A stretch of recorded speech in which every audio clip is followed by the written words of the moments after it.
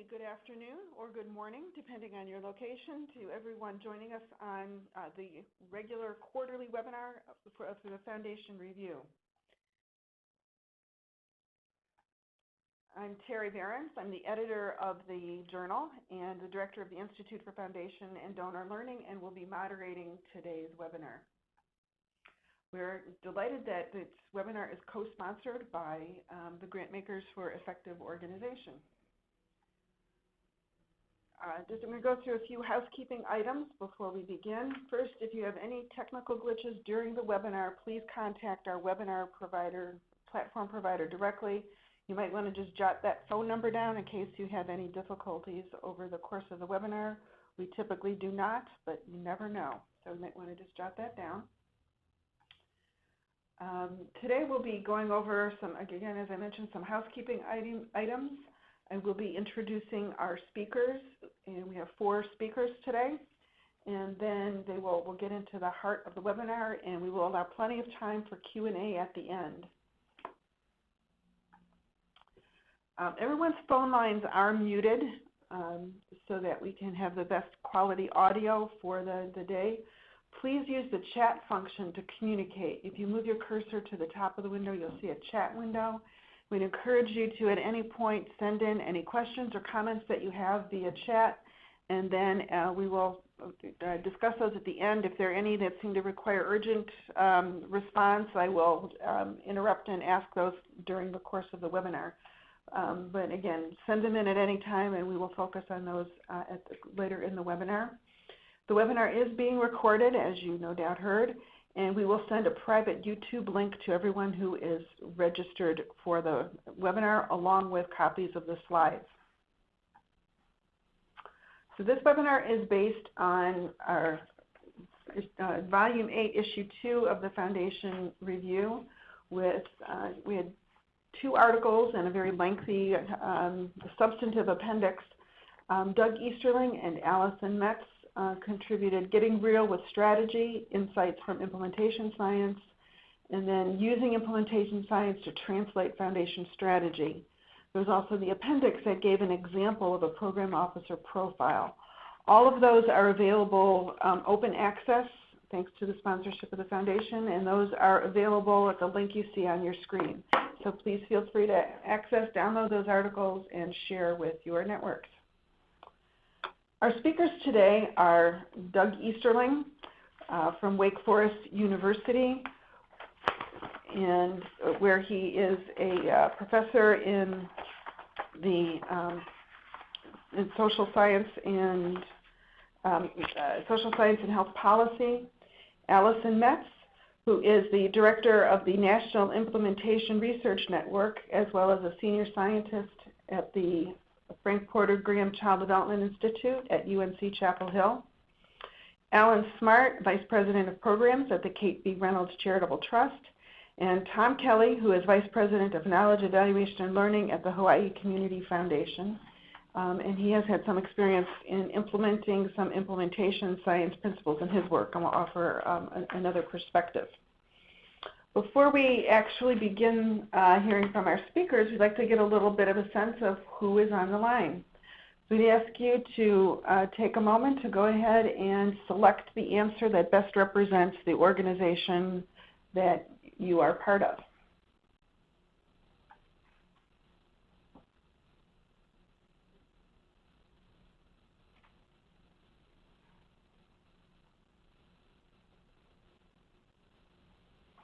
And we'll give just a few more seconds for everyone's responses to get in.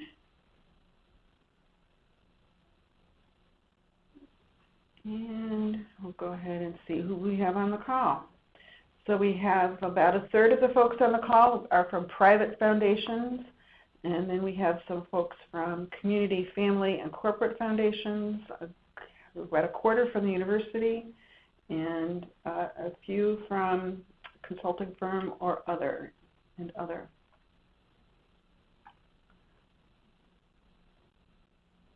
We'd also like to get a sense of where our participants are in terms of trying to implement strategy. So has your organization tried to implement a strategy in the last 5 years?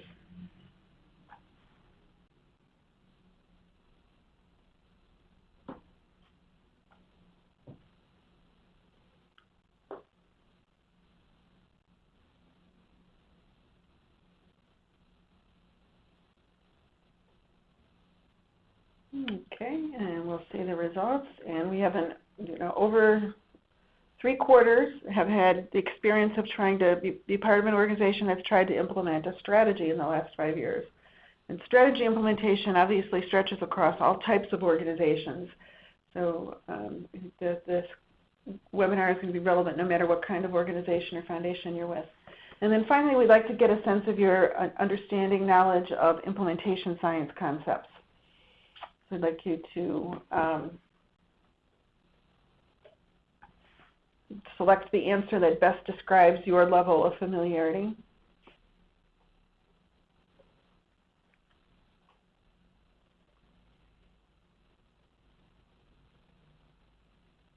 Okay. And, all right, so we have 40% who have seen a presentation and are somewhat familiar with the concepts, a few who've heard of it, and then we have some experts on. I'm wondering if that's our presenters who selected that. Whoops, I clicked the wrong way. Okay, so I'm now going to turn this over to Doug Easterling to begin the substantive part of our day. Can you hear me? We got you. Okay, thanks. Welcome. I'm delighted to be part of this conversation and kick it off. And just to let you know, I probably would have been in an amateur role about 2 years ago. So everything I've learned from Allison Metz and Laura Lewis, and it's been like a fire hydrant. There is some tremendous value in implementation science within philanthropy, bringing it into the mindset of foundations. And one thing that we realized pretty early on working with KP Reynolds is that a lot of that value is in terms of the foundation's own behavior and its own strategy, not just in supporting the work of grantees. So that's why we got excited about this work and about publishing it in Foundation Review. I'm going to start my portion of the presentation with just a little bit of kind of context setting to kind of get us thinking about the role of strategy in philanthropy. There's been a pretty stark split in the field over the past, I would say, decade about the value of strategic philanthropy, whether it's something that's appropriate for foundations or whether foundations are really in the business of supporting grantees in carrying out their own strategy. But my sense is that the field is much more gravitating towards foundations having their own strategy, aiming towards their own goals, bringing their own sense of what will make a difference, their own theory of change, and their own resources. That means that foundations have strategy. Sometimes they are explicit in saying they have a strategy, and sometimes it's implicit. But in essence, foundations that are impact-oriented all are kind of bringing something into the domain in which they work in order to create some kind of impact. And I'm going to call that a strategy, just for a shorthand. Once a foundation actually has a strategy, that's not the end of it, obviously. There's not just the design, but the implementation. And more recently, we've gotten a lot more sensitized to the importance of adaptation and strategy. A lot of what's been written in the past 3 or 4 years, much of it in Foundation Review by Patty Patrizzi and Tanya Beer and Julie Kaufman and Heidi and some others, has pointed out a series of what I would call shortcomings or sort of areas for improvement in terms of foundation doing strategy work or strategic work. I've categorized them in this fairly simplistic way of, on the front end, foundations often don't think that rigorously about their theory of change or how their inputs will actually translate into the outcomes they've got in mind. So weak or naive theories of change. Part of that actually involves a lot of assumptions that often aren't brought to the surface about who will do what in response to what the foundation puts into the world. A lot of over-assuming of what partners and grantees will do and what kind of influence they have within their domains. The piece we want to focus on here, especially, and I think Patty Patrizzi and Prue Brown have hit on this a number of times, is this lack of appreciation of the foundation's own role and influence in making a strategy either effective or not effective. So sometimes that's on the front end with regard to recognition and appreciation. Even if a foundation appreciates it, they may not actually do what they need to do. And again, that's driving this interest in implementation science. Then this last bullet point, failure to adapt and evolve the strategy based on learning, that is something that I think we're hearing a lot of really important and interesting conversation about with regard to things like developmental evaluation, emergent strategy, strategy-focused evaluation, and things like that. So folks are not, people in the literature are not only pointing out shortcomings, but they're actually coming forward with some pretty powerful remedies. I've listed a few of those there. A lot of this builds on Peter Senge's work from the early 90s on systems thinking and Henry Mintzberg's work on emergent strategy, and thinking about what it really takes to have strategies that have some prayer of having an effect. We're going to talk today about implementation science, which fits into this landscape, I think, in a really elegant way. It's a body of work that Allison Metz will provide us a primer on in her piece.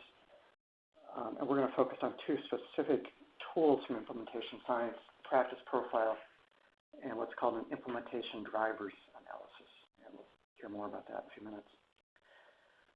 I'll just give you a basic kind of definition for implementation science, methods or techniques to enhance the adoption, implementation, and sustainability of an intervention.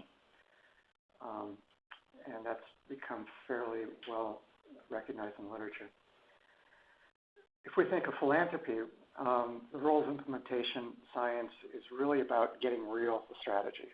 It's going from we did this in the boardroom, we sort of came up with a bunch of flip charts and really elegant theory of change graphs, and now we actually have to do something to get to those outcomes that we mapped out. So the questions here, what is required of the actors within the foundation who are actually responsible for carrying out what's written on that really fancy template? Each foundation typically will have core staff, usually program officers, potentially CEOs, program directors, who are in some ways responsible for doing the work that will make change happen. So what is that work?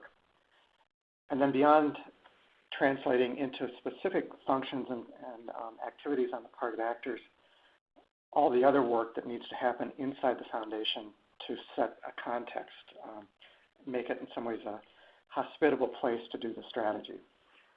That's a term I learned from Allison. So she'll talk more about that in a few minutes. We are going to talk about this in the context of Healthy Places, North Carolina, which is an initiative of the Reynolds Charitable Trust. And that's my segue to Alan Smart to chime in. Thank you, Doug, and appreciate everyone being on this call. Similar to Doug, I was an innocent 2 or 3 years ago when we started on this path, thinking just kind of map out some good ideas, which had a bit of innovation connected to them. We thought about rural health improvement over long term that went beyond just grant making, but certainly found out that it required a lot heavier lifting, both internally as well as just in terms of our thinking across the sectors we were working with. So just a briefing on the trust. We were established in 1946, so we are the second oldest large health funder in North Carolina, the other being the Duke Endowment. Per Mrs. Reynolds' wishes, 75% of the distribution goes towards health improvement across North Carolina, with specific mandate towards financially disadvantaged communities, and then 25% in our local Winston-Salem, Forsyth County community, and a broader book of kind of health and social service supports. For the first 60 years, the trust probably is conservative, a grant maker in terms of having a very small cohort of grantees, very limited strategy or vision, very much kind of a purchase of services model with health departments, hospitals, and large nonprofits, as you see on the slide. And then starting with our with the new president, Karen McNeil Miller, who came on, and she's now, as many of you know, president of the Colorado Health Foundation. We started really focusing in both with the type of grant making we were doing, the issues we were working on, but increasingly started to really invest some thinking around how we could actually be impactful, which I think most every funder of any size, small and large, are thinking about today. Healthy Places, which we'll talk a little bit more about, which is the deep rural immersion work in 10 to 12 counties, is one example of that. But certainly we have moved from this hyper-conservative transactional funder to something else. The story has not completely been written yet, but we're certainly not what we were. I think that's fair to say.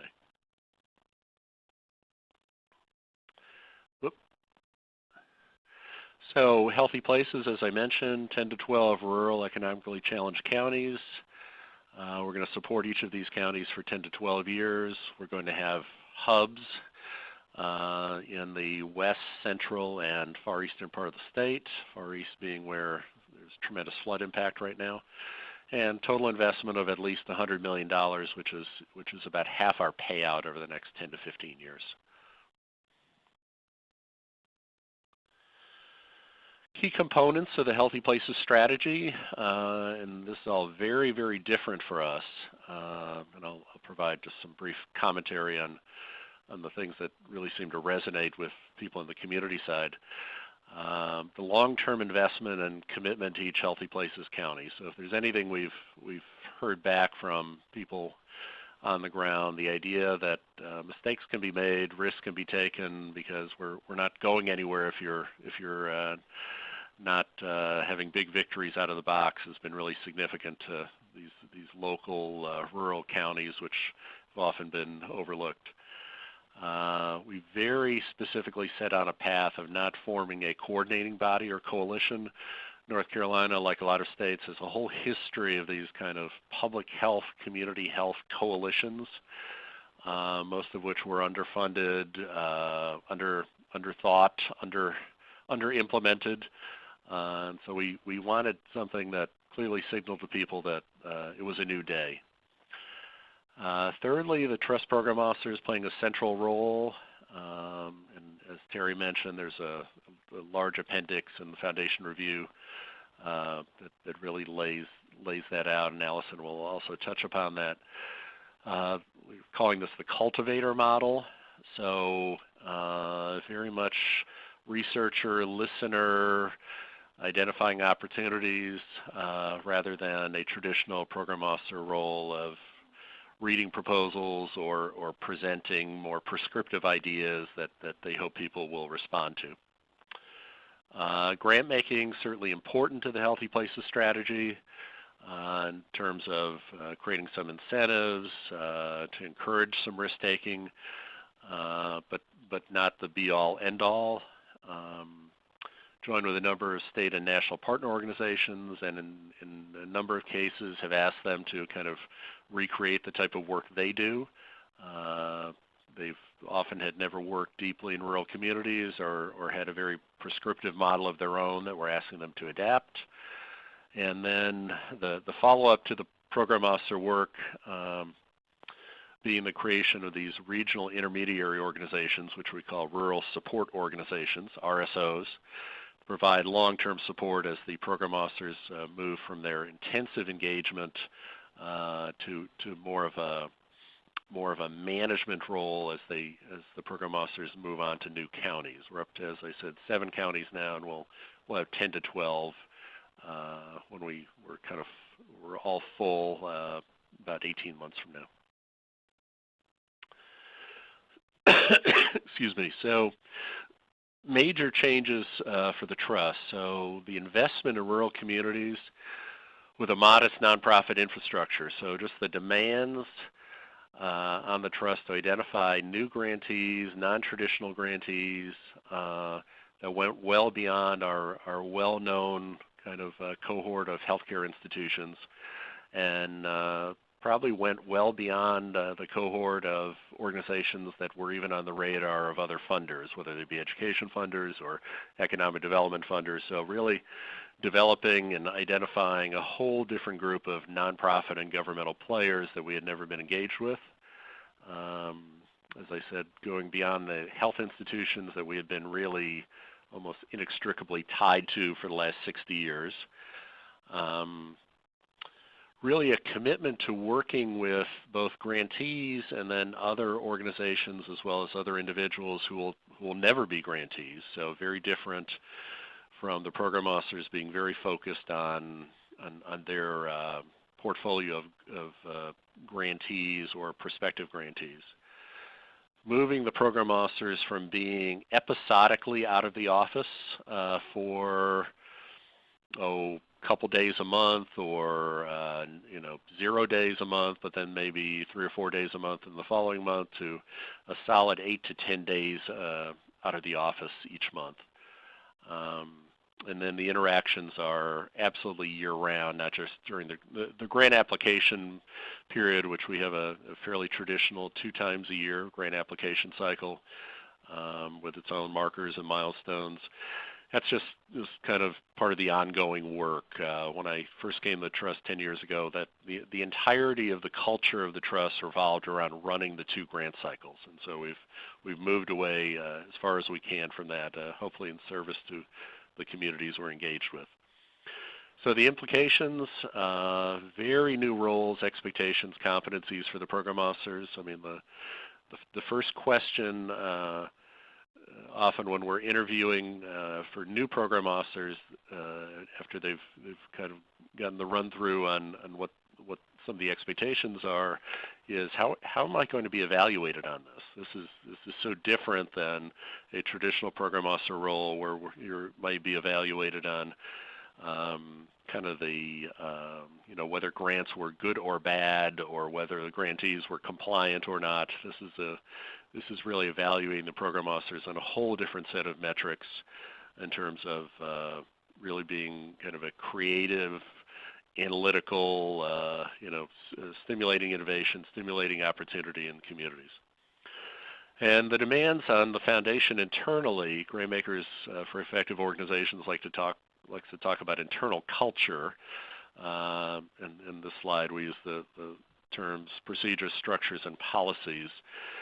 So how do you move from being a very transactional grant maker with kind of a static sensibility of being perfect at things, meaning you are doing well, versus something that might require you to change a policy or practice with 2 days warning, and how do you bring people on board to do that?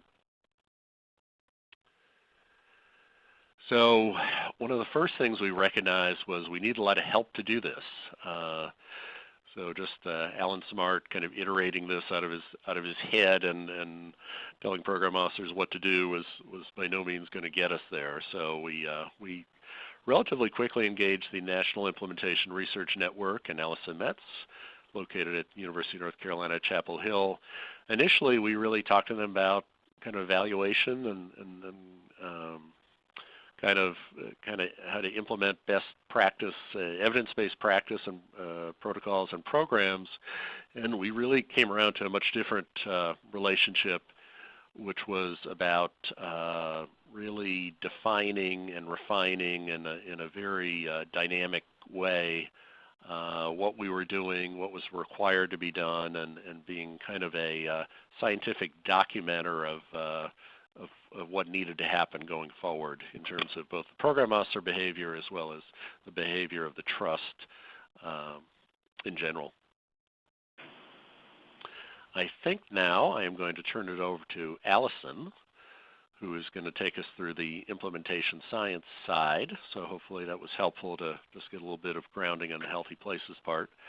And then I think I'm going to come back at the end and be happy to respond to questions, particularly from the people who are in the foundation space, who are thinking through some of these big strategy challenges and all the things that need to take place to make it happen. So thank you.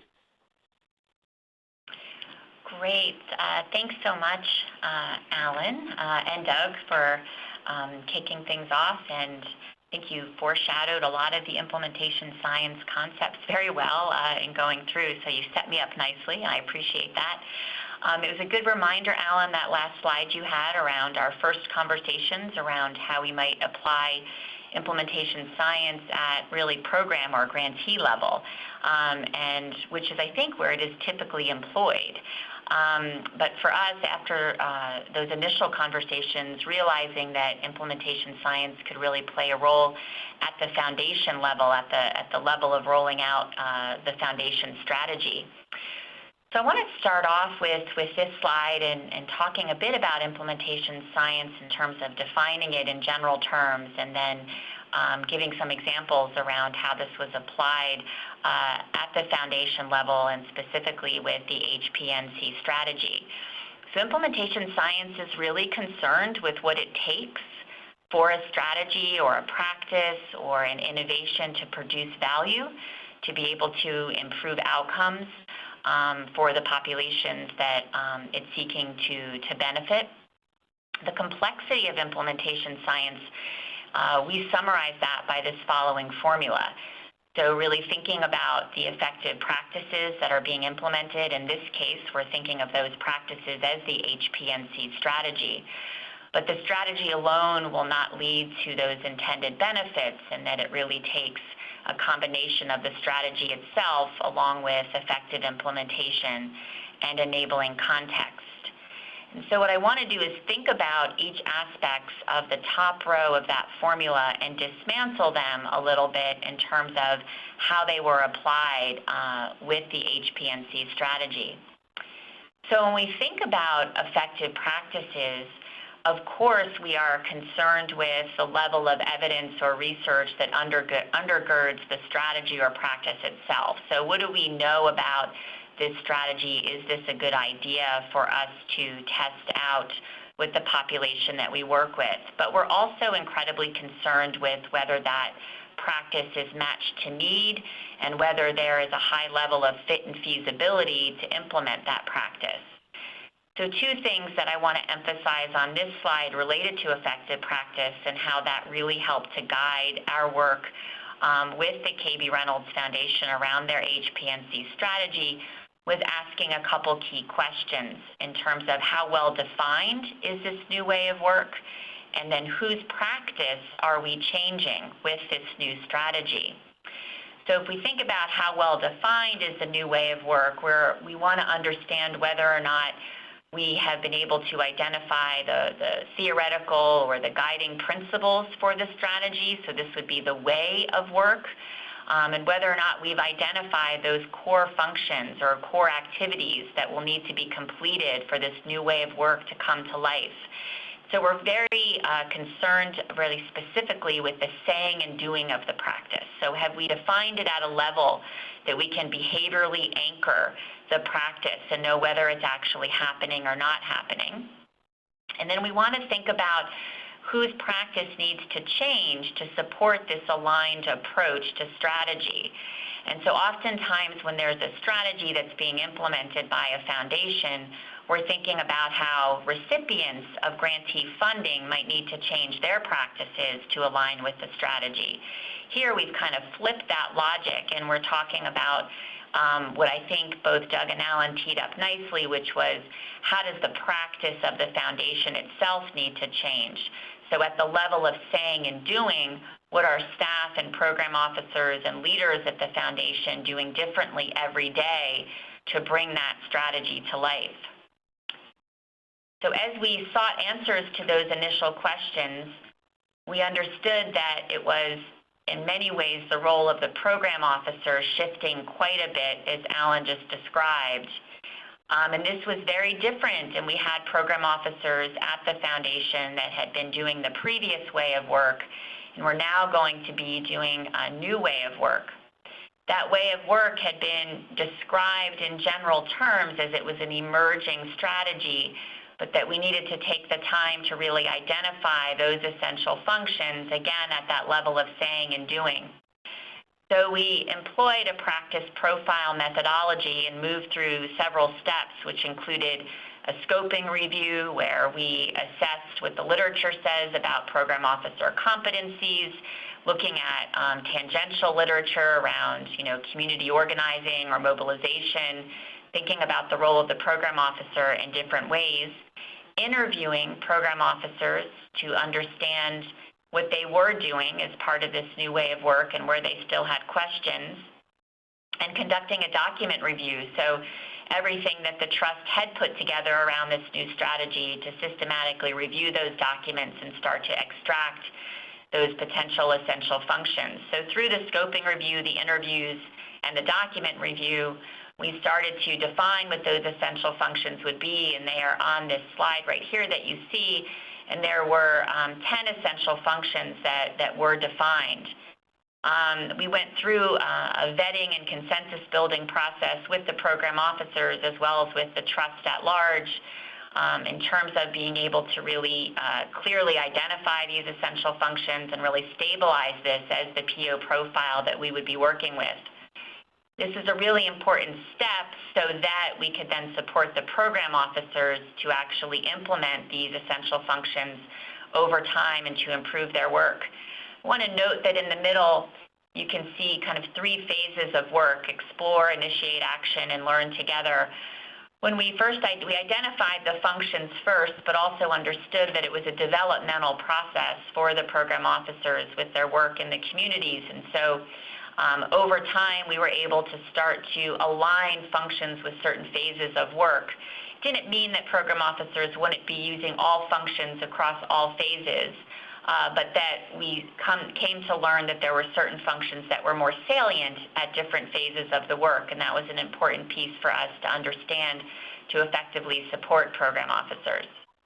You can see on the bottom that there were some bridging functions that were also identified that were specifically to support work in transitioning between phases. This is just an example of the level of detail. I know at the beginning of the webinar we discussed the fact that in the articles there is also an appendix that shows the full practice profile for the program officers. So this is an example of how brokering connections was operationalized at the level of skills and abilities, and how that led us to be able to identify competencies, which would then be able to be supported through training, coaching, and new hires. Practice profiles are a really important tool in implementation science because it's really important for us to clearly understand what the what is. So here on this slide, we talk about if we know what it is, then we can really support and improve the practice. We are better able to replicate it over time, to deliver it with high quality, to be able to accurately interpret our outcomes. It also provides a common language and a deeper understanding of what everyone is doing when we are able to document the practices clearly. That brings us to the middle part of the formula around effective implementation. If we know what it is, as I just noted, we are then able to improve it and ensure that we can implement it with quality. So this allows us to develop those visible infrastructure supports that are needed for the program officers to actually do what is expected of them in this role as defined by the practice profile, and then to improve those infrastructure supports over time. So I'm going to just talk about this here on this slide. So if we think about a program officer that's being asked to do something new, we know that the supports that he or she will need will fall into 3 categories. The first being competency supports, so the supports that are necessary to build the program officer's competency to do the new way of work.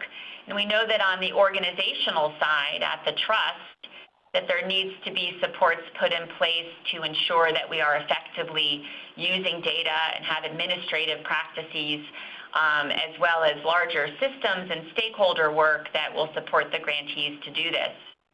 So you see here on this slide that we look really closely at certain infrastructure supports that we call implementation drivers. So first we're looking at how it is that we select program officers. So if we know that those are the competencies that need to be implemented, we are better able to select officers through a competency-based hiring process. We know that our onboarding and training need to focus on those specific competencies as defined in the profile, and that we want to coach to those competencies to improve them over time. We know that we need to be looking at data that allows us to understand if program officers are implementing the new way of work successfully and what we need to do to be able to support them. And again, those administrative practices, I think Alan gave a really nice example of their grant-making practices and how they might need to shift to support this new way of work. And then the systems intervention has to do with the partnerships and other key stakeholders that are involved in this initiative and what that role needs to be so that program officers can do their role well. And at the top, you see fidelity assessment. It means if all of these implementation drivers are in place, that we're more likely to have high fidelity implementation or high quality implementation to the practice itself. So here's the implementation drivers triangle that really outlines those competency drivers as well as those organization drivers. And along the bottom, you see leadership drivers. So it's at the trust, the extent to which leaders are actively supporting the new way of work and addressing barriers to program officers' ability to implement the new strategy. And then finally, in this last part of the formula, under enabling context, we wanted to highlight the concept of feedback loops and the use of data over time to create that hospitable environment that Doug mentioned early on. So here we're thinking about the extent to which foundation leadership really enables the new strategy to take place by essentially defining and supporting that strategy. But then we need to make sure that program officers, as they're implementing that new strategy, that feedback loop around facilitators and barriers to their practice is set up through an implementation team and through up to the leadership itself. And that's what really, that feedback loop is what allows for ongoing improvement and sustainability of the new strategy over time. And finally, as we think about that use of data and what goes into that feedback loop, there's been a strong emphasis at the trust to basically take a look at the data that we do have available. What that data are telling us, how we might need to adjust or pivot the HPNC strategy based on that data, and then really most importantly, how we know that these adjustments have their intended benefit. And so really we take this scientific formula for implementation, and what we've done is really apply it at the foundation level so that we have a clearly defined practice, so that we have analyzed the infrastructure supports that need to be in place, those implementation drivers, and we've made them very visible by collecting data around those drivers and talking to the trust about that so that they can be installed to support program officers. And then using that data that we collect to provide ongoing feedback loops between leadership and the program officers to really support ongoing improvement of the HPNC strategy. And then I think this comes back to you, Alan. Thank you, Allison. So yeah, just briefly before we, I think, move to the next phase here, you know, the implications for the trust of all this work. I think the first point is really vexing at times, but really important. So when we set out on this path, we had a number of program officers who really started kind of almost segregating their work. They were doing their healthy places work per the profile, and then they were attempting to do their more traditional program officer work on kind of the, you know, the other half of the day. And my call to them throughout was always, you know, don't think about it separately. Yes, we're emphasizing the healthy places work and the kind of reinvented role of the program officer, but the carryover should be pretty direct, that this whole idea of working much more deeply in community, with much more long-term perspective, without the kind of pressure around grant making cycle to cycle, but with kind of expectations around developing relationships and content knowledge and kind of identifying new leaders, new opportunities, that should be carrying over to all the work a program officer would be doing. And that's still a bit of a work in progress. We emphasize the healthy places work so much in our external communications that I think it sometimes feels like it has a life of its own that is apart from the trust, when it should in fact be reflective of the new way of doing business at the trust. So still working on that. Appreciation of broader changes need to be made throughout the foundation, including the organizational culture, and we are probably at on a 0 to 10 scale, we may have achieved 5 or 6 on this. I gave one example previously of just the need, in some cases, to get some money out there more quickly, or to allow people to to put together a meeting without maybe all the preparation that that would have reached kind of the A+ level, but the urgency of the issue or the urgency of the community appetite demanded just a different way of doing business. So this whole notion of what people are being held accountable for internally, whether it be grants management, finance, admin, the senior leadership who may not be directly involved. Just the idea that the remaking using implementation science that's caused Healthy Places to be quite a kind of creative, innovative venture, that the remaking is as much internal as external, and we can't choose not to be a participant and kind of live in the old trust world. So there's certainly a push and pull around that, and we live that every day. So lastly, the tension between what's needed to support the strategy versus what is feasible, at least in the short run. My top of the mind example for this is always, we are completely under-resourced for kind of some of the communications functions that should and could be embedded in Healthy Places. We don't have the ability to at this stage use technology within the counties for people who are working on similar efforts to get together. There's a constant demand for people to know what each other is doing, to know what people are doing in the other counties that they're not directly related to, and to the tune of what might be hundreds of thousands of dollars of demand, something we completely underthought, under-resourced, and actually don't even have the ability to resource given some of our governance issues as a trust account of Wells Fargo versus someone with a community-based board. So much of what Allison and Doug have laid out, kind of perfected and hitting on all cylinders, is stuff that, at least at this stage, we can't do.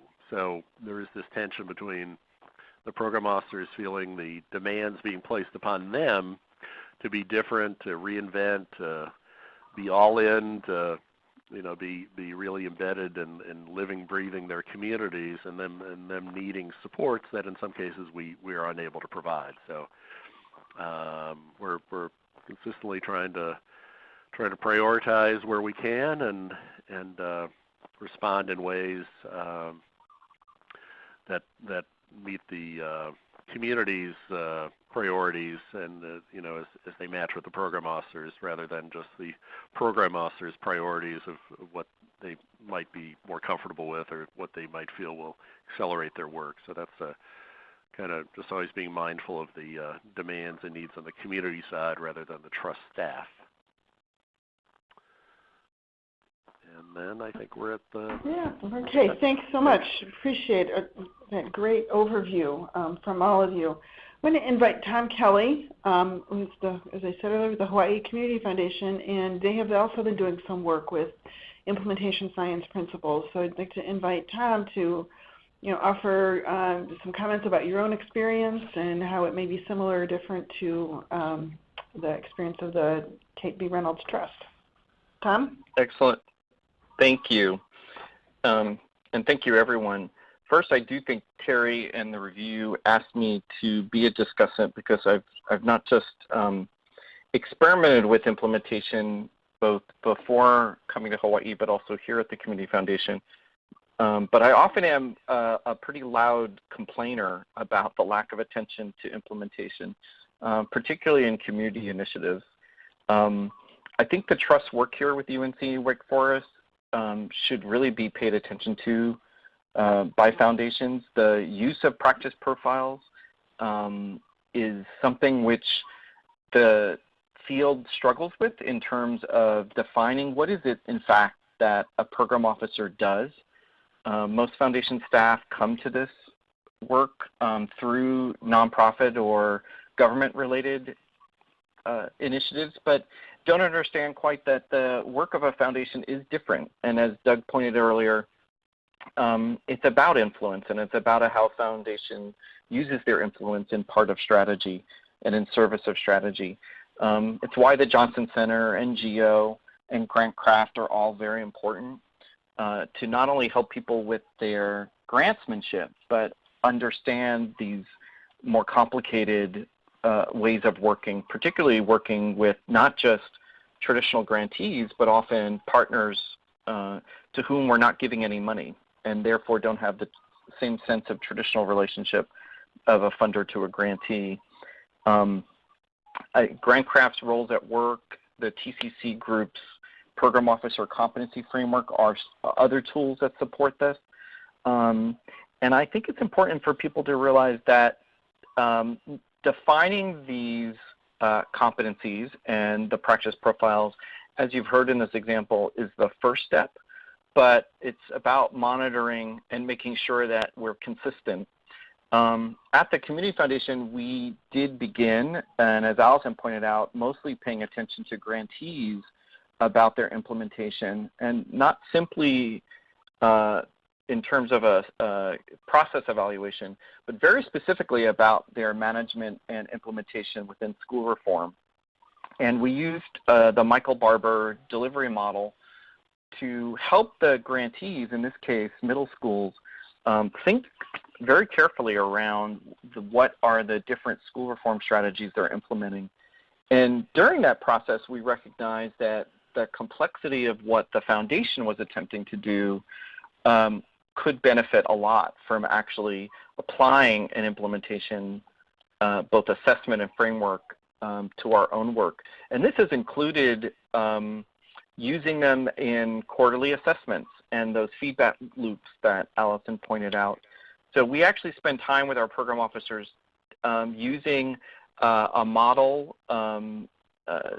again, the delivery framework model, that helps the program officers understand that there are multiple spheres of work that they need to be advancing, and paying attention to each of them and how they add up and move forward. What it's done for us also is open up all of the gaps in our own training and our practice, and relying on the tools that are out there that are complementary. And they come from management theory and management practice. We've spent more time thinking about RASCI responsibility matrices, race and equity competency. Alan pointed out facilitation and meeting management and planning, use of networks and management of partnerships. The more we think about what is not moving forward in our work, the more we recognize that we have our own gaps in competency. So I think the practice profile and the use of it in whatever form a foundation chooses is the thing that will help make sure that the work is moving forward in the direction you want with the results you're intending. I actually applaud also the trust for integrating the performance reviews using the practice profiles. I think holding foundations and staff accountable to saying and doing what we said we do is the key one, and making sure that it's actually part of the organizational culture and practice is part of that. I actually also think it's helpful for the foundation staff to assess their own skills on a regular basis. We struggle often with what is appropriate professional development in this field, and it would be much better to see program officers understand what their own practice gaps are, and spend the time to think about either what do I need to improve, or more importantly, who are other folks on the team that perhaps can fill a gap or competency that I don't have or I'm not skilled at yet. What also strikes me as most important with both these two papers and the work here are the implementation drivers. I think what it does is it takes a step back from other frameworks of foundation theory and strategy and defines not just the global theories of what will move an initiative forward, but pays attention to the foundation's performance, its resources, its actions, and again, its influence in what helps make an initiative like this successful. And I think, as Doug pointed out, our theories of change here are often quite weak when it comes to the management and implementation of our theory. And so to see implementation drivers spend more time defining, and in this case, I hope, measuring, are these in fact in place and are they moving forward? Typical process evaluations in this area often look at the grantee or community side and are much more detailed in that space. And there are some other articles in this issue of the review that focus on this. But they don't often take a step back and look at the foundation itself, particularly around the complementary work that the foundation is doing beyond simply the grant making or the convening. And Alan talked about some of this, the policy work, the data and evaluation work, and even the relationships and influence. We know these things are critical to success, and yet we don't often include them early in ongoing process feedback to the foundation to see if progress is being made. In my experience, foundation initiatives like these, there is often that mismatch between what the theory is proposing and what the implementation actually plays out on the ground. And so my challenge to evaluators in this space and in community initiatives like Healthy Places is really to make sure that at each stage of the initiative, the evaluation is providing feedback to the foundation and the partners appropriately around the things that are most important to learn about and adapt.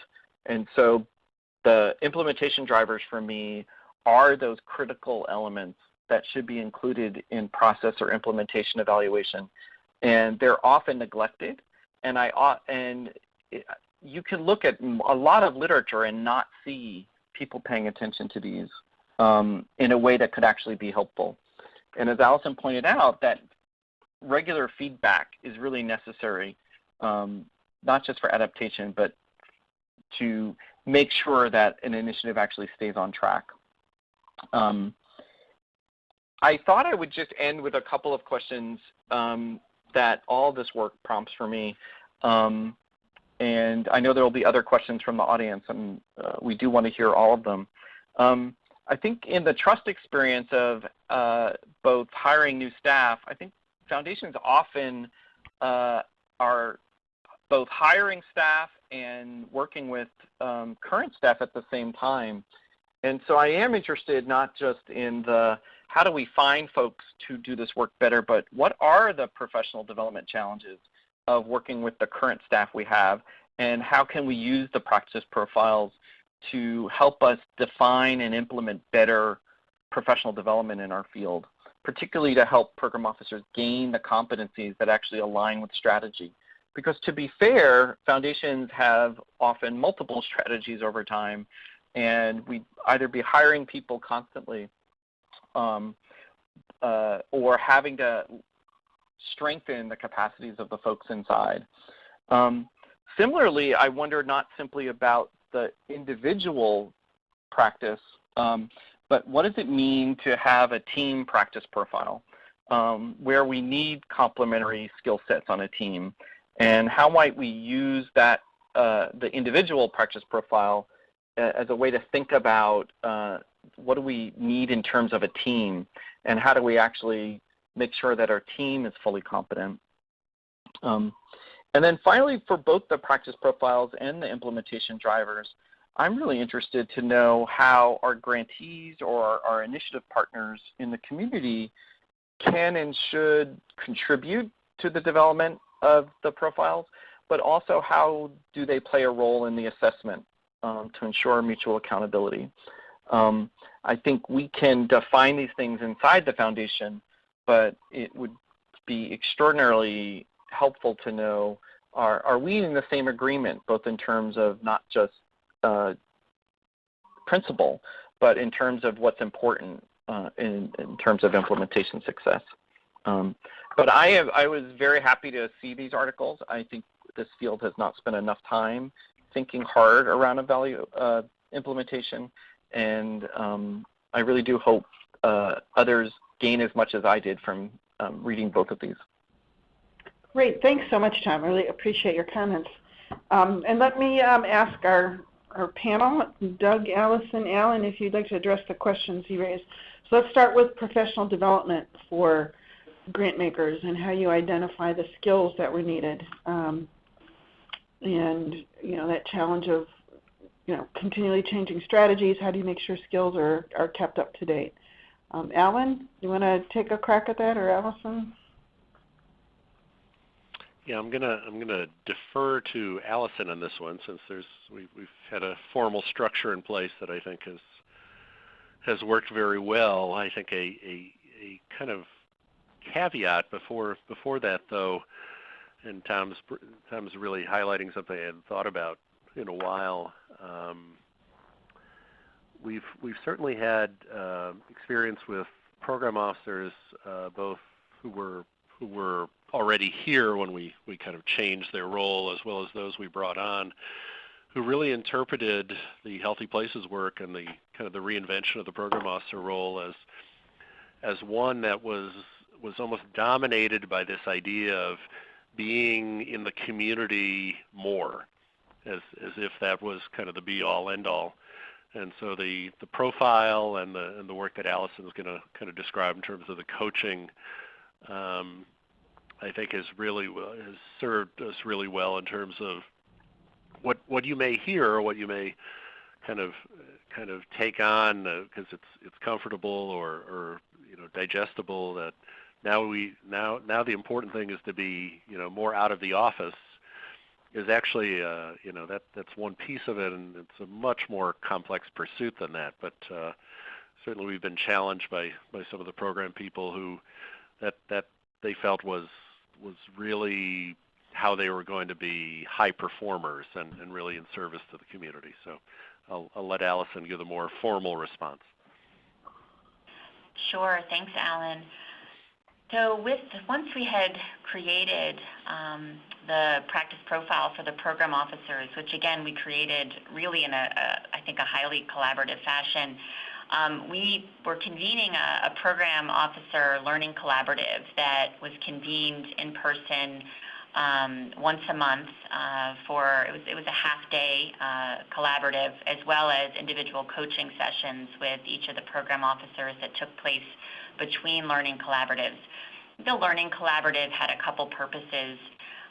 You know, the first is that there was some foundational skill building around certain competency areas that were really critical for the profile. So that might have appeared in some ways around kind of traditional professional development or training. There was a bigger piece of the collaborative, though, which was driven, I think, you know, quite a bit by adult learning theory and the application of what was in the profile in kind of real-world settings. So program officers were given different tools and resources over the course of the collaborative as we kind of built out more sophistication in their ability to implement the practice profile, where they were asked to reflect on interactions they had in communities. They were asked to reflect in terms of how they prepared for those interactions and made decisions around them, the interactions themselves, and then whether those interactions had maybe the intended benefit or result from it, or where, you know, it indicated they needed to go next. And as we moved through those, we always kind of connected that to the profile itself, so the extent to which core functions were being used, what challenges they had in using those core functions, making decisions about when to use those core functions, and then to step back as an observer of their own practice and take a look at whether or not their use of the core functions had, again, its kind of intended result. From that, I think we were able to do the coaching around those core competencies and to continue to build and develop, again, their sophistication over time. But a byproduct of that, which is a really critical piece of the program officer profile, was that it allowed us to continue to shift the profile as needed. And so what I mean by that is that if there were patterns that we were seeing over time and across program officers and across contexts around challenges with certain core functions, that made us start to think about whether or not that core function was feasible, whether we needed to define it differently, or whether we needed to think about the implementation drivers differently. So were we supporting their ability to use that core function well enough? So over time, the program officer profile, the one that's been published is, I think, version 16 of the profile. Doesn't mean that there were big changes made each of those times. Some of the changes were bigger than others. Oftentimes, we were making kind of minor adjustments. But that incremental process and thinking of that profile as really dynamic during that first, 1 to 2 years of implementation, I think was really critical for us, because once we laid out the profile and through the coaching and data collection processes, we needed to kind of use that for that dual purpose of building program officer competency while incorporating what was happening in the Learning Collaborative into the feedback loop process, so we could kind of get on the balcony and reflect whether or not we needed to adjust that profile or rethink the implementation supports that the trust was providing. So the coaching sessions really, I think, provided kind of a dual purpose. Hope that's helpful. Okay. Thanks, Allison. I do want to get to some of the questions from our participants, but wondered if somebody could comment real quickly first on the practice profile for teams as you're fielding a team to do this work. Is there such a thing? Are there team practice profiles or other ways that you manage that? Let me just jump in on that. I know Allison will probably have a more formal answer. But these learning collaboratives are a chance to, as Allison said, sort of build out the profile with refinements and functions, but also add new functions. The most recent learning collaborative meeting, which Allison wasn't at, but Laura Lewison, who's on this webinar, was leading, that actually came up explicitly. The 3 program officers who are in place now, who are different than the 3 who started Healthy Places, talked very explicitly about how important it was for them to operate as a team and began to talk through what kinds of competencies allow us to be effective. That actually morphed into, beyond simply working as a team together, a conversation about beyond the functions that we've got so far, which are generally outward-facing, so things that happen in the community, what functions do program officers need to master to essentially do the politicking inside the organization? And I think that was a huge aha to me, that this work is not just being out there, it's all the behind the scenes and internal work it takes to actually be effective in acting upon the kinds of things you want to see happen in the community, including doing good grant preps, getting people on the same page, building buy-in, all those kinds of things. Okay, yeah, there is a board that makes those ultimate decisions, right? And trustees. This is Allison. I just wanted to also jump in that Alan had mentioned the regional support organizations, and so they do operate as a team. They're multi-staffed on those RSOs, and so we are also currently building out a practice profile for those regional support organizations. And I think the key there is the word alignment, ensuring that the essential functions that we're identifying for those RSOs are aligned and reinforcing of the program officer's role, but not duplicative, but reinforcing and aligned. And because they pick up different pieces of work in the community at different phases of the process. And so that's a kind of a new journey that we're on currently in this kind of complex initiative, and knowing that we're changing the practice of multiple players, not just the program officers. Right. Great, thank you. Here a question about how, and Alan, this is probably mostly directed to you. How did you deal with the challenge of making this culture change within the organization? When you had parts of the organization or individuals in the organization who were not part of this Healthy Places NC?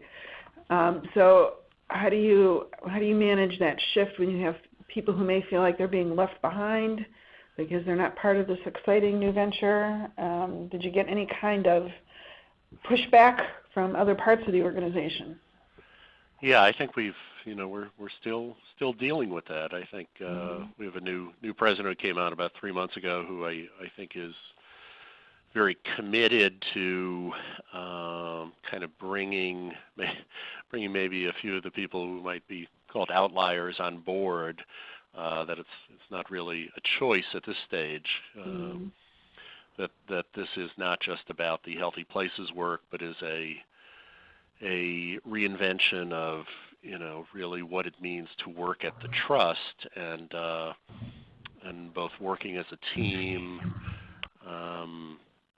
being called upon to do things that you may not have done before. We had a strong history here of people really being able to define their roles, how they perform their role, kind of what they thought their role was, and this kind of very new way of working. Program officers, to now looking internal, really requires a shift from that, and I'm certainly hopeful.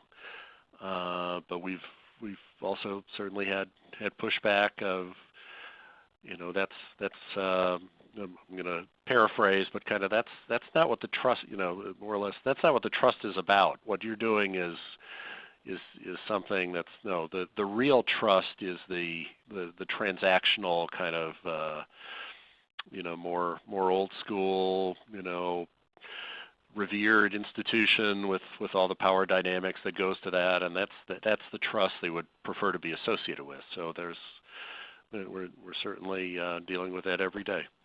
Okay, thank you. I would assume there's probably been some turnover for some folks who could not or chose not to adapt to this new way of working.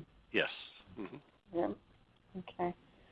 I was also wondering about resistance from the community.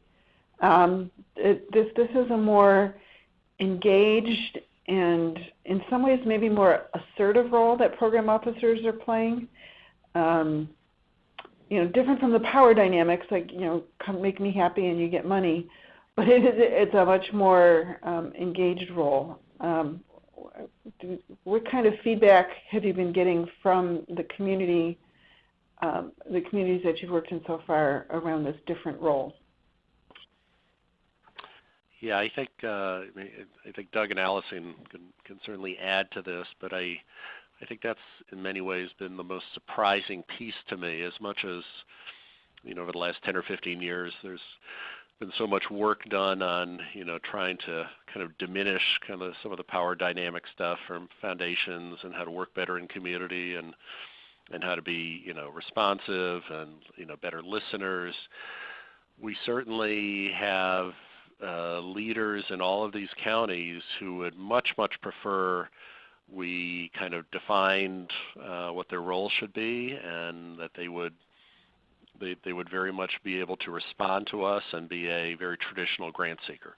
Mm-hmm. So they feel they had gotten very good at the grant seeking and had been rewarded for that, and now we're saying that, well, maybe that's not the best approach towards long-term problem solving and in really under-resourced rural communities that have suffered all sorts of economic loss, that kind of the project-by-project grant seeking by 3 or 4 different entities in a county, kind of almost in this kind of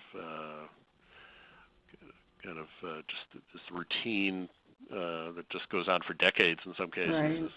is not the way we're going to work with you anymore. And so certainly some dissatisfaction, frustration of the program officers not being out there saying, we want you to submit a grant for $300,000, to hire a new family nurse practitioner at the FQHC.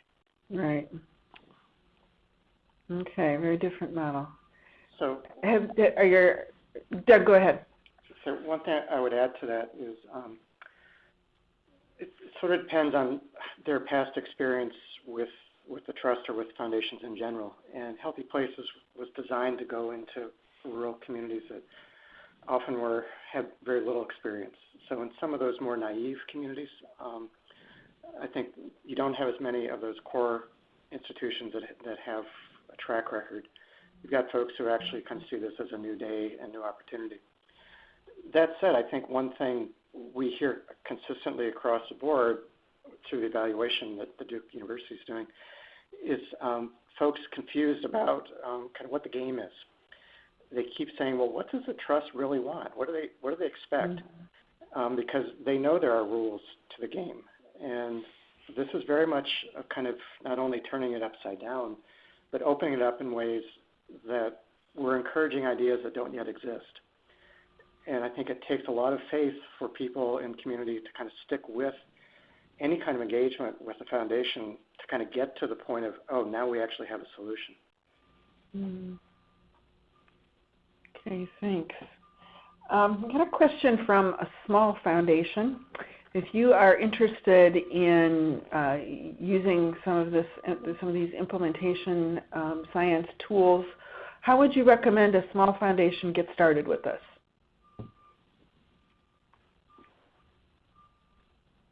Allison, I'm going to put you on the spot for that, or maybe Tom, you may have some thoughts on that. This is Allison. Sure. In some ways, I think a small foundation would start in the same way that a foundation that was a bit larger, because I think the very first piece of this is strengthening the theory of change around the strategy enough that we can start to ask those questions around how well defined are the practices that will undergird the new strategy, and going back to some of those initial slides that I presented and thinking about then whose practice do we need to change. Because if we cannot fully operationalize those practices, then we can't build that infrastructure, those implementation drivers that we've been talking about to support the new practice. And so I think those early steps in terms of asking the question about how well defined it is, we actually have some tools and resources we use as kind of a litmus test to understand if a description of a strategy is implementable, if it's a deep enough description that will allow us to get to practice level, to level of saying and doing. And so I think those are the first conversations to have with folks is asking the extent to which, do we know what people would say and do differently as a result of us implementing this strategy? And if we don't know that, it's then kind of going back to this idea of trying to define those essential functions. And there are some processes that can be used to do that. And I mentioned them earlier around, document review and interview and really trying to understand what those practices are. And then it's this idea of continually improving them through the use of data. But I think those early steps are absolutely critical, because you can't actually build out the implementation drivers unless you know what they're supporting. You don't know what you're coaching on. You don't know what you're using data to drive decision-making on. You don't know what administrative practices would need to be changed, because you have to have those drivers must be in service to a well-defined set of practices. So I think that is the starting point, no matter what the size of the foundation is. But Tom probably has some additional thoughts. I'll just be brief, but I agree with all of that. But also, we found, one, we didn't do it across the foundation. We began with just a team, and in this case, the team that was implementing the school-based work. The second was we made sure that we were using the same tool that we were expecting the grantees to use, so we were being both consistent and it was easier to have the conversation. I think the other really helpful early step was and this really does come from the delivery model, is the consistency. So we started using it as part of the quarterly team review, and it wasn't perfect. The tool was not ideal at first. We had to change the kinds of prompts, questions, and categories, but just the consistency of making sure that as the team came together, in this case we were doing it quarterly, we were constantly asking questions of each other about our practice and what was being implemented according to the plan. And just that, this is something that does require practice. It does require, the more you do this, the more this both gets better and makes sense. So it was one of those things that just having a small team begin to practice with the tool, we decided there were things that we liked and that worked better for us, and we adapted along the way. And then it was ready to share with our colleagues once we felt some comfort doing it. Okay, thanks, Tom. Alan, just a quick question for you. You talked, and both you and Allison talked about the regional intermediary organizations. I was wondering if you could elaborate a little bit on the difference between what those regional intermediary organizations are doing and the coordinating agency that you know, at the beginning, Alan, you talked about that's the typical way that these public health initiatives begin, is with some kind of collaboration or so can you just talk a little bit about what the differences are between those two types of organizations? Yeah, I would you know, to try to make it probably more stark than it is, but you know, probably useful in this case. Yeah, the traditional kind of coalition or you know, collective that at least in North Carolina has been kind of put in place for these healthy community initiatives has served often a couple roles that we were trying to avoid in some cases. One being kind of a gatekeeper, that everything kind of had to go through that coalition to be kind of palatable for us as a funder. And then I think the second piece, the coalition, kind of almost by virtue of its existence, defining who was important, who was not important. So we really tried to avoid that. So the creation of these regional support organizations, which you can think of as, in some cases, extensions of the role the program officers are having, this kind of mining, cultivating, pushing, pulling people to think creatively. In other cases, facilitating, you know, matching people together who have similar interests but for maybe historic reasons have not had a safe space to really meet together or kind of generate some new ways of approaching seemingly intractable problems. So it's, you know, we think of them as very different, but, you know, I've been asked that certainly before. So these regional support groups don't do re-granting. You don't have to work through them to talk to a program officer at the trust. They're there in a very kind of joined, complementary way that is advancing the strategy of the Healthy Places work. Okay, great. Thanks, Alan. A couple more questions. Allison, I'm going to just put this back up on the screen again. As I was looking at this slide and hearing you talk about it, I wondered, to what extent is this are these drivers pretty generic? Sure, they are generic. That's kind of the beauty of them. So anything that, if you look at the top of the triangle there, how it says consistent use of the innovation, that innovation could be anything. So it could be whatever your what is that you've defined, the practice, the strategy, whatever level of the system that's at. And then what we're really looking at is the extent to which each of those infrastructure components that surround that triangle have been defined well enough and in service to what's at the top of that triangle. So, but I think the other important thing to note about those implementation drivers is there's a set of best practices that undergird them generically as well. For instance, I noted around selection that in defining the practice profile for the program officers, we were able to employ competency-based selection as part of interviews for new program officers competency-based hiring is a best practice for selection. Using competencies to guide the interview process and using interactive interview strategies like walking folks through a role play or a behavior rehearsal. Those are absolutely generic and should always be used as a best practice for selection. But the key is then you tailor that best practice for the strategy that you're looking to support. So in this case, we tailored best practices around competency-based interviewing for the program officers. So we used case vignettes and behavior rehearsals, but we used them for the program officer, if that makes sense. And we can, you can have examples like that for every single driver. Okay, great. Thank you.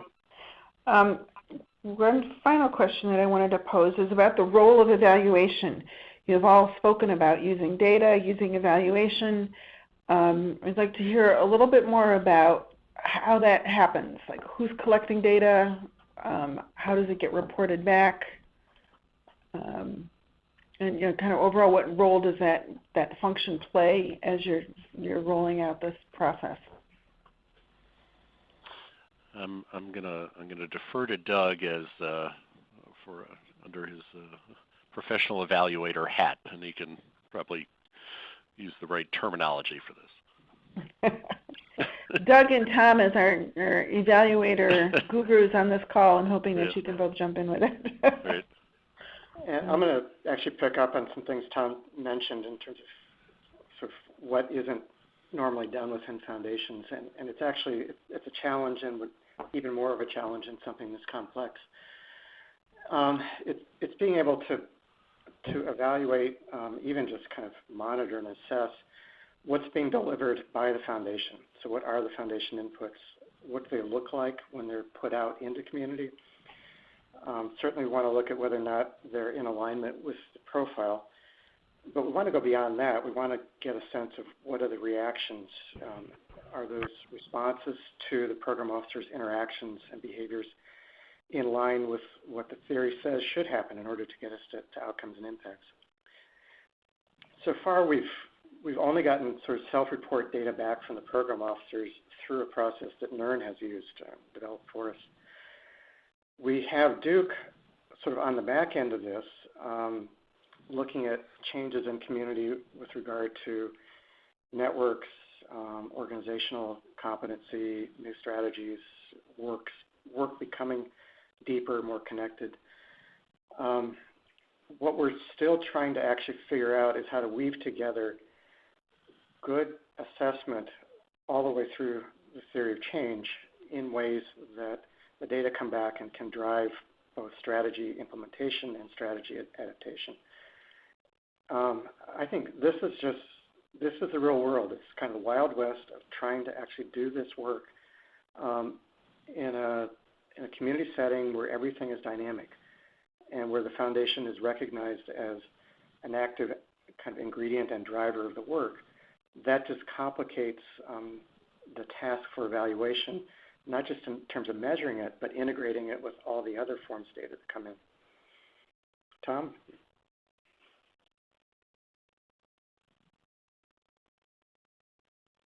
Sorry, I'm muted. I think this shows up best in two ways, and I think everyone spoke to this earlier. I think the first is the stage of the work. The second is the intentionality around feedback loops. And the third is making sure that the evaluation questions and deliverables are going to help support those first two things. And so I think having the foundation define, well, what does it need to know about and understand in its sort of emerging or exploration phase? And can we make sure the evaluation is paying attention to these early implementation drivers, these early competencies for folks being able to accomplish things, and make sure that the evaluation spends some time collecting data and reporting back at the appropriate time. We don't want an evaluation reporting on what's required of early implementation drivers too late, And so for me, it's making sure that the questions and the methodology and the scheduling of evaluation reports are focused where we need that information in order to move forward and make decisions. And so I think it's this one is where both the framework of developmental evaluation helps, but also just paying attention to very good process feedback. What does the foundation need to know? When does it need to know it? Where does this information reside? And who actually has it, including the community, to give the right kind of feedback. I do also think that there are lots of observational methods and tools that evaluators can use. Even when some of these implementation drivers are not explicit in the theory, there are lots of elements of collaborative work and networks of people coming together where you can, a skilled evaluator can document the sort of ripe environment for collaboration and work, where it's there or where it's not there, and make sure that it's integrated in the evaluation reports going back to the initiative itself. So it's almost much more of an embedded role for the evaluator, really being there to observe and give feedback at critical points. Absolutely, and it's why developmental evaluation provides a helpful support here. Learns for that. Okay, great. Well, thank you so much. This was a wonderful conversation. Really appreciate all of your time as presenters and participants, your active involvement with this.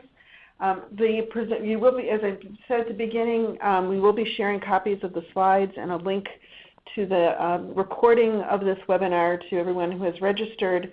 The presenter contact information is on your screen now, and you will also be getting that obviously in the copy of the PowerPoint. We want to again thank everybody, and you look for that. You'll also be getting an evaluation, a link to an evaluation survey when you receive those other materials, and would appreciate your completing that. Just done a promotion for our next Foundation Review webinar, which will be on the future of community on November 3rd from 1 to 2:30 Eastern Time. Deb Markley and Laurel Carlton will be talking about the articles that they have in our it's available online now, the Future of Community issue. Those of you who get hard copy, you should be getting that shortly. And again, thank you. You can always visit foundationreview.org for more information. And if you are not a subscriber, you can apply the fee that you paid for today's webinar by getting in touch with Pat Nanzer to become a subscriber. All right, so look for the email with the PowerPoints, the link to the recording and the evaluation survey in the next couple of days. And again, thank you to everybody for your participation.